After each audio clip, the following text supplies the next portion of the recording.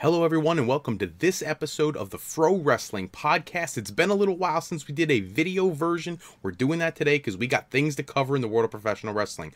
First off, Charlotte Flair. Unfortunately, another one of the WWE female talents is in the news today because someone has leaked inappropriate pictures, private photos of Charlotte Flair online, and it is turning into a major issue where these wrestlers, first off, they need to be making better decisions. I can't imagine that with the issues that popped up with Paige and other talents recently, that there would even be pictures out there to be found. If you've got that kind of stuff on your phone, get it off your phone, put it in your computer or whatever you got to do.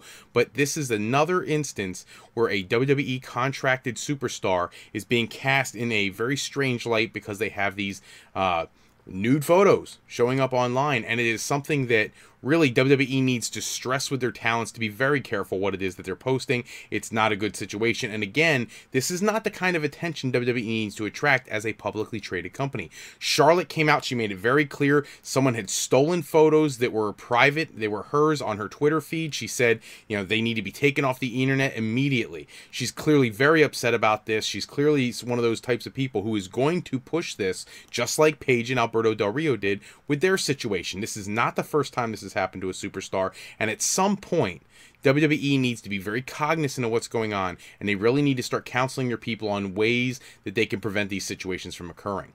In other news for the day, big news out of the Billy Corgan camp. Billy Corgan is going to be purchasing the National Wrestling Alliance. For those people who are diehard smart fans from way back in the, the 60s, 70s, 80s, 90s, the NWA was always one of the most prestigious organizations in the world. They were a conglomerate group that brought in regional promotions from all over the country, all over the world, who essentially paid a fee to be members of the National Wrestling Alliance. And be privileged, being a member, is that the traveling NWA World Heavyweight Champion would come to various territories and defend the championship in your shows, hopefully drawing bigger houses and making your product more successful. That's the way it worked back in the 60s, 70s, 80s.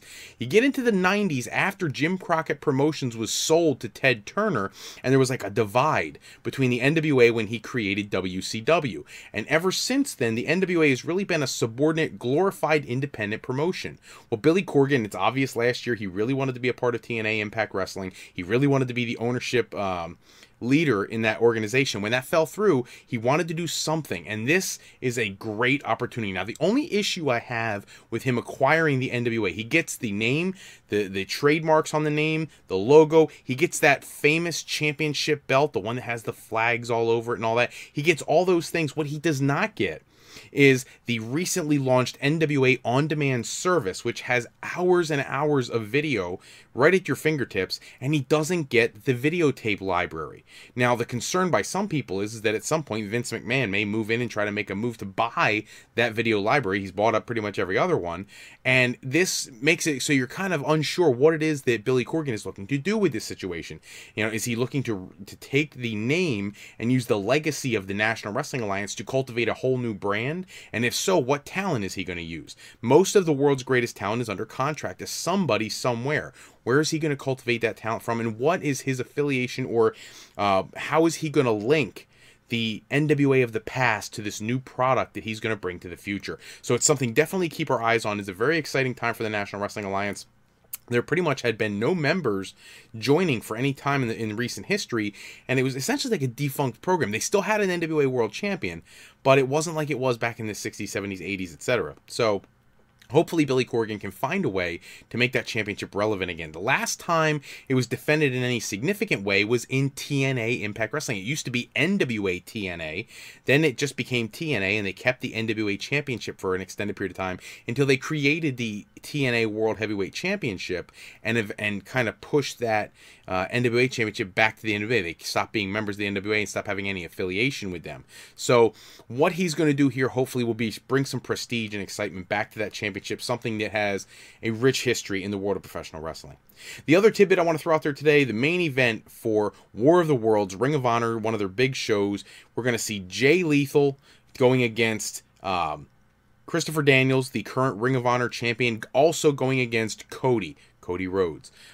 Major pay-per-view coming up this month on the 17th. If you get an opportunity, check it out. The card is stacked top to bottom. New Japan Pro Wrestling is sending a lot of their talent. Ring of Honor has their best of the best going to be competing in these matches.